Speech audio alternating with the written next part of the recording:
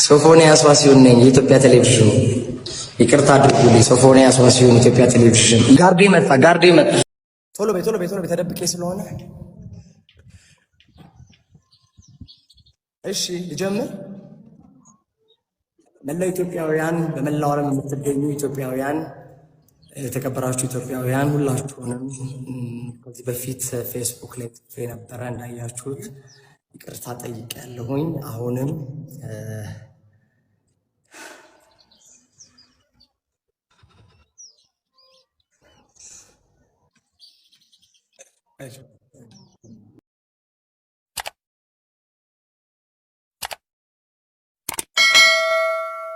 ጋዜጠኛ ሶፎንያስ ዋሲሁን ቲክቶክ ላይ በቀጥታ ስርጭት ላይ በመምጣት ብዙ ነገሮችን ተናግሯል። በዚህም ሀሳቡ ላይ አሁን እየተሻለው እንደሆነ፣ ነገር ግን ወደ አሜሪካን ሀገር መሄድ እንደማይፈልግ ይልቁን ከዚህ ይልቅ ቢሳካለትና ቢሆን በኢቢኤስ ቴሌቪዥን ውስጥ ተቀጥሮ መስራት እንደሚፈልግ ጭምር ተናግሯል። ምንድነው እኔ የኔ ኃጢአት የተለየ ነው? ስንት አርቲስት አናቅም እንዴ? እንደኔ የሆነ ስንት አርቲስት ላውጣም ይስማቸው ልናገር እንዴ? አንተዋወቅም እንዴ? ተው እንጂ። ስንት ሚኒስትር አለ፣ ስንት ባለሀብት አለ እንዴ? ተው እንጂ እንተዋወቃለን። ላይቭ ላይ ነኝ። ጋርዴ መጣ። ሶፎንያስ ዋሲሁን ነኝ የኢትዮጵያ ቴሌቪዥን። ይቅርታ አድርጉልኝ። ሶፎንያስ ዋሲሁን ኢትዮጵያ ቴሌቪዥን። ኢዮሲ ቴንክ ዩ ሶ ማች እናመሰግናለን። ክቡራትና ክቡራን ሰላም ጤና ይስጥልን። ክቡራትና ክቡራን ተመልካቾቻችን ይህ ሳምንታዊው እሁድን በኢቢኤስ ዝግጅታችን ነው። ሞቅ ደመቅ አድርገን አብረናችሁ ቆያለን። ብያላችሁበት ስለምትሰጡን እጅግ የተከበረ ጊዜ እናመሰግናለን። ሉላ ገዙ ከኛ ጋር አብራ ነው ያለችው። ዘና በሉ ፈታ በሉ። እሁድን በኢቢኤስ እኔና ሉላ ከዚህ በኋላ ሞቅ ደመቅ አድርገን ነው እንቀጥላለን። ማክዳ ይሄ ቪዲዮ ከደረሰሽ አለሁልሽ። ህዝቡ ብቻ ይቅር ይበለኝ። እሁድን በኢቢኤስ በአንድ እግሩ እናቆመዋለን። አስፋው መሸሻ ሞተ ተብሎ ፕሮግራሙ አሁን እኮ ቻናሏን መጣ አይደለ? ድጋሚ ኢቢኤስ እንዲታይ አደርግልሻለሁ። ማክዳ የኢቢኤስ ባለቤትሽ ከዚህ ዓለም በሞት ስለተለየ አማን ፍስሐ ሲሆን በእውነት በጣም አዝኛለሁ። ጥሩ ሰው ነው። ለራኬብ መንኪና ገዝቶ የሰጠ ትልቅ ሰው ነው አማን ፍስሐ ሲሆን ራኬብ ጎበዝ ስለሆነች ማለት ነው። እና ቤቱ የተከበረ ቤት ነው። ኢቢኤስ ብዙ ሰው ለትልቅ ደረጃ ያደረሰ ነው። ናፍቆትና ሊያ ዛሬ ቻናሏን የከፈቱት በኢቢኤስ ነው እና መቅዲም መቅዲሹ ያላት አባይ ቲቪ ላይ በኢቢኤስ ነው እና ኢቢኤሶች እኔን ብትቀጥሩ ታያዋጣችሁ። አንደኛ ንግግር እችላለሁ፣ ሁለተኛ ትንሽ ካገገምኩ መልከኛ ነኝ፣ ሰውነቴም ጥሩ ነው። ሱስ አረግ ያምርብኛል፣ እደንሳለሁ፣ ጌም እወዳለሁ። በጣም ቀላል ስራ ነው የሚሰራው። ኢቢኤስ ኢትዮጵያ ቴሌቪዥን 6 ዓመት ነው የሰራሁት። በነገራችሁ ላይ እሁድን በኢቢኤስ ተወዳድሬ ነበረ ከዳንኤል ተገኝ ጋር። ዳንኤል ተገኝና እኔ ለመጨረሻ ዙር ደርሰን እንደውም ሰውነትህን በማንች ሳራ ትባላለች የሰው ሀብት አስተዳደሯ የኢቢኤስ ማለት ነው። እና ምን አለች መሰላችሁ? ዳይት ምንድነው? ምግብ አመጋገብህን አስተካክል እና ትንሽ ሰውነቴ ቦርጫም ስለነበርኩ ማለት ነው ትንሽ ከዛ በኋላ እንትን ትላለህ ብላም ብላ ነበረ። ከዛ ያው እንግዲህ ዳንኤል ተገኝ ታዋቂ ስለሆነ እሱ እንትን አረገ፣ አሸነፈ እና ገባ። ግን ደግሞ ዳንኤል ተገኝ ኢቢኤስ መግባት በጣም ነው የምፈልገው እና ደግሞ ማለት ነው ኢቢኤስ እድል ከሰጠኝ ማለት ነው ትልልቅ ሰዎች ለኢንተርቪው ፈቃደኛ እንዴ አብነት አጎናፍር የት ሚዲያ ላይ ቀርቦ ያውቃል? መዓዛ ብሩ ጋር ሸገር ኤፍኤም ሰይፉ ፋንታውን ጋር ነው ኢንተርቪው ያለው። ከዛ ውጭ ኢትዮጵያ ቴሌቪዥን ላይ እኮ ያቀረብኩት እኮ ወንድ ጋዜጠኛ እኮ ነኝ። ወንድ ማለት ማን አቀረበው? ግቢና ዩቲዩብ ላይ አብነት አጎናፍር ኢቲቪ ኢንተርቪው ብለሽ ህብስት ጥሩ ነህ ከአሜሪካ እንደመጣሽ ከሄኖክ አበበ ልዩ ቀን ነው ማን አቀረበው? እኔ አይደለም ከካናዳ ሲመጣ ሰይፉ ፋንታውን እኮ ማለት ነው የትም ቦታ እንዳትቀርቡ ምናምን ብሏቸው እንትን ሲላቸው ማለት ነው እኔ አሳምኜ ከኤርፖርት ቀጥታ ወደ ስቱዲዮ መወስዳቸው ልጅ እኮ የነበርኩ ነው። ኢትዮጵያ ቴሌቪዥን ስለማይታይ ነው ፋይሊንግ ጎልጉላችሁ ስንት አርቲስት አቅርቤያለሁ። ስንት የተጎዳ ሰው እንዲረዳ እንዲደገፍ አድርጌያለሁ። ሀቅ ነው የማወራው፣ ጉራ አይደለም ወይ ደግሞ ከንቱ ውዳሴ እንዳይመስላችሁ። ስለዚህ የኢትዮጵያ ሕዝብ እናቴን በጣም እወዳለሁ። 60ኛ ዓመቷን አክብሬያለሁ። ቪዲዮ አለገብታችሁ ካባል ብሻታለሁ። እናቴን ኢንተርቪው አድርጌያታለሁ የመጀመሪያ ሶፊ ሾው ላይ። ስለዚህ ብዙ ስራ የሰራው ስለሆነ ግን መጨረሻ እንዲህ መሆኑ ግን እግዚአብሔር ምሮኛል። አረፍ አታስጭ እግዚአብሔር ምሮኛልና 1200 ሰው እያየ ነው ባይዘው ኔጋ እንኳን ደስ አለ እኮ። ይሄን ልጅ ፎሎ አድርጉት በእናታችሁ እያወረዳችሁ ነው። መጨረሻ እንዲህ መሆኑ ግን እግዚአብሔር ምሮኛል። አረፍ አታስጭ እግዚአብሔር ምሮኛልና እና ምን ልላችሁ ነው የምፈልገው፣ ኢቢኤስ ቢቀጥረኝ ደስ ይለኛል። እኔ አሜሪካን ሀገር መኖር አልፈልግም፣ እውነት አልፈልግም። አሁን አሜሪካን ሀገር ፕሮሰስ ባይዘው ፓስተር ኪያ ነው መስኩኝ። ፓስተር ኪያ ማለት የቦርን አጌን ዋና ዳይሬክተር ነች። ቦርን አጌን ቻሪቲ ኦርጋናይዜሽን አለ። ወደዚህ ወዴት አካባቢ ነው ያለው? አይደል ቻሪቲ ያለው የተካ የከንጨ የካኮተቢ አካባቢ ቦርን አጌን የሚባል ከተመሰረቱ ወደ 11 ዓመታቸው ነው። እነሱ ጋር ላይፍ ላይ ነኝ። ጋርዴ መጣ።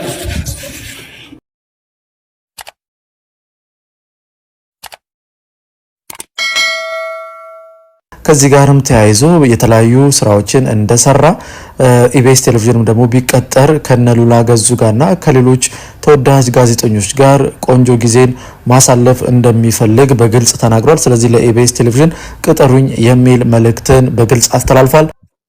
ቶሎ በይ ተደብቄ ስለሆነ እሺ ልጀምር። መላው ኢትዮጵያውያን፣ በመላው ዓለም የምትገኙ ኢትዮጵያውያን፣ የተከበራችሁ ኢትዮጵያውያን ሁላችሁንም ከዚህ በፊት ፌስቡክ ላይ ጽፌ ነበረ እንዳያችሁት ይቅርታ ጠይቄያለሁኝ። አሁንም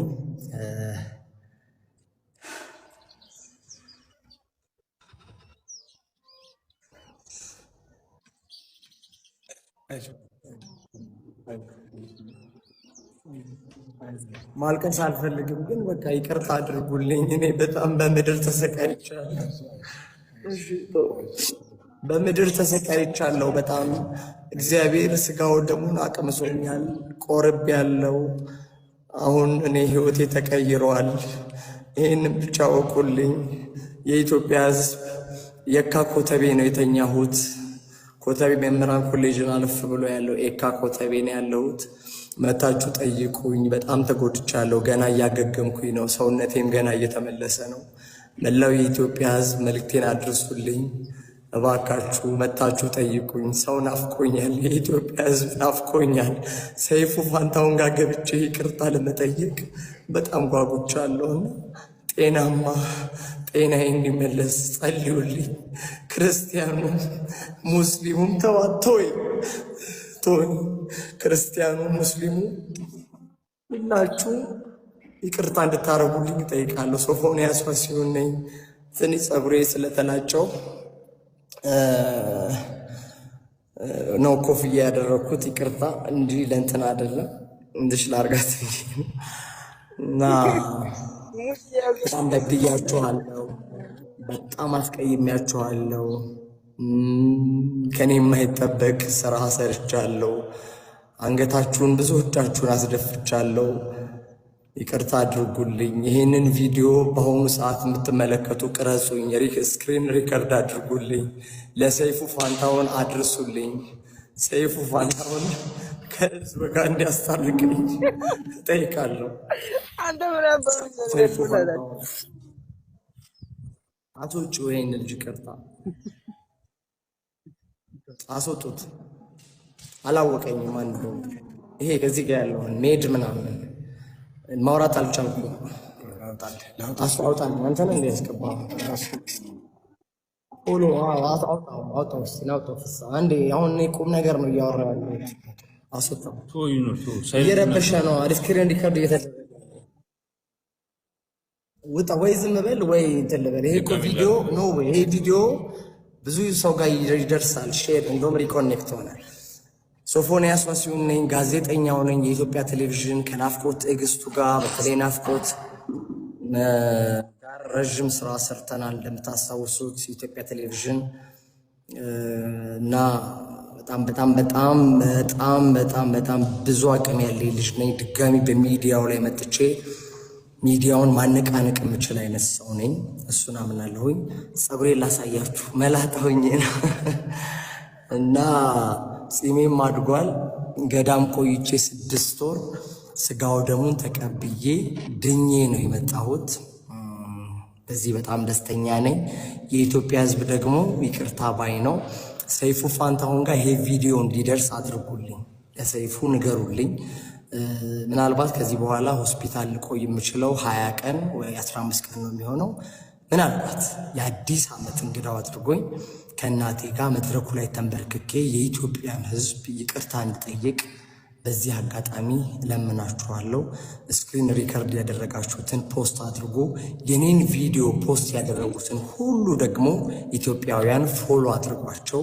ይህንን ቪዲዮ ለመላው ዓለም እንድታደርሱልኝ በእግዚአብሔር ስም እማጸናለሁ። እየቀረጻችሁት ነው አይደለ? ቪዲዮ በጣም ጥሩ። ስለዚህ ይህን ቪዲዮ ሪፖስት አድርጉልኝ፣ ዩቲናስ እና ዶናይ ጋር እንዲደርስ አድርጉልኝ።